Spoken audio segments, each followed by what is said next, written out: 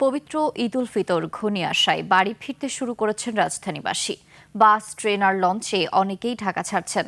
এ বিষয়ে আরো খবর জানবো সহকর্মী অনুপ পিয়ালের কাছ থেকে। তিনি আছেন কমলাপুর রেল স্টেশনে।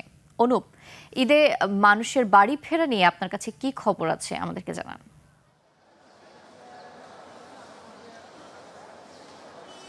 ধন্যবাদ নির্জনা। এই মুহূর্তে আমি রয়েছি কমলাপুর রেল স্টেশনে। কমলাপুর রেল স্টেশনে এই সময়কার যে চিত্র, সেই চিত্র যদি বলি, অন্যান্য যে কোনো সময়ের তুলনায় ঈদকে কেন্দ্র করে মানুষের যে ঘরে ফেরা, সেই চিত্র কিন্তু অনেকটাই বলা যায় যে অনেকটাই মানুষের বেশি। এবং ঈদকে কেন্দ্র করে তারা কিন্তু যে ঘরে ফেরার যে আনন্দ, সেই আনন্দ নিয়ে তারা কিন্তু ঢাকা ছাড়ছেন। এবং এখানে যে অবস্থা বর্তমান পরিস্থিতি, সেটা কিন্তু আমরা দেখতে পাচ্ছি অন্যান্য যে দিনগুলোর তুলনায় কিন্তু আজকে কিন্তু মানুষের উপস্থিতি অনেকটাই বেশি। আমি আপনাকে একটু দেখাতে চাই, দেখতে পাচ্ছেন যে এই যে আমার পিছনে যে গেটটি রয়েছে, এই গেটটি দিয়ে কিন্তু মানুষজন প্রবেশ করছে এবং তারা কিন্তু যে একবারে ঈদের যে আনন্দ বা আমেজ রয়েছে, সেই বিষয়টিকে তারা একেবারে যে মনে এবং মননে ধারণ করার জন্য যে শেষ সময়ে যে তাদের যে ঘরের প্রতি যে যাত্রা, সেই যাত্রা কিন্তু বেড়েই চলেছে। এবং যেহেতু ছুটির দিন, ঈদের যে ছুটি, সেই ছুটি কিন্তু খুবই কাছাকাছি শুরু হয়ে যাবে। এবং আমরা যেটি জানতে পেরেছি যে হয়তো বা পরশু দিন থেকে ঈদের যে ছুটি, সেটি শুরু হয়ে যাবে। অর্থাৎ শুধুমাত্র তাহলে কালকের দিনটি হচ্ছে যে অফিস করা রয়েছে, সেই অফিসের সময়টা যেহেতু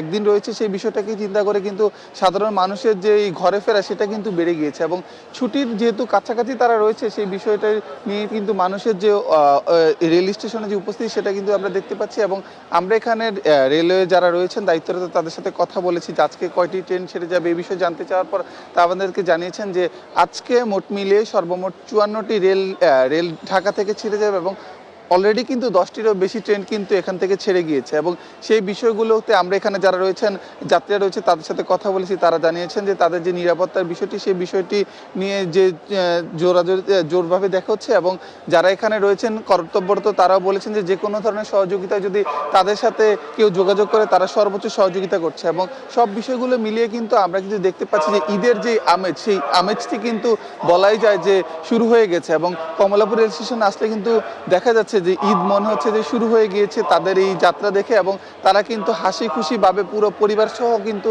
তারা ঢাকা ছাড়ছেন। এবং ঢাকা এই যে ছেড়ে যাওয়া মানুষদের যে বিষয়টি, সেই বিষয়টি কিন্তু আমরা দেখতে পাচ্ছি যে অন্যান্য দিন সময়ের তুলনায় কিন্তু বেড়েছে। এবং যেহেতু ঈদের খুব কাছাকাছি সময়ে আমরা রয়েছি, ঈদের 2-3 দিন আগে স্পেশাল যে সার্ভিসগুলো রয়েছে, সেই সার্ভিসগুলো যেমন চালু হবে। এবং পাশাপাশি কিন্তু যে নিরাপত্তার বিষয়টি, সেই বিষয়টিকে নিরাপত্তার দিক থেকে কিন্তু বিবেচনায় রাখছে রেল কর্তৃপক্ষ। এবং সাধারণ যাত্রীদের কোনো সমস্যা হচ্ছে কিনা, সে বিষয়ে তারা কিন্তু এখানে হেল্পলাইন সেন্টার থেকে মোটামুটি যাবতীয় যত ধরনের নিরাপত্তা নেওয়া যায়, সেই বিষয়টি নেওয়া হচ্ছে বলে তারা আমাদেরকে জানিয়েছে।